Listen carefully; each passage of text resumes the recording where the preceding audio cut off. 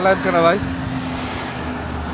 Ito ang tutorial paano magbukas ng ano ang mga naiwang susi sa loob ng sasakyan para di masira yung sasakyan mo.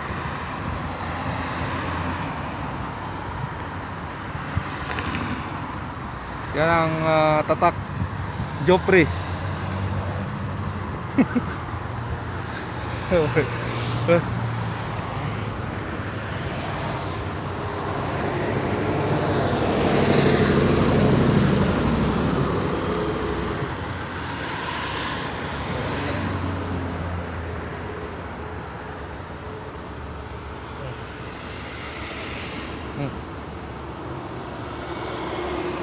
Ayan. Ayan, masok na. Baba mo muna.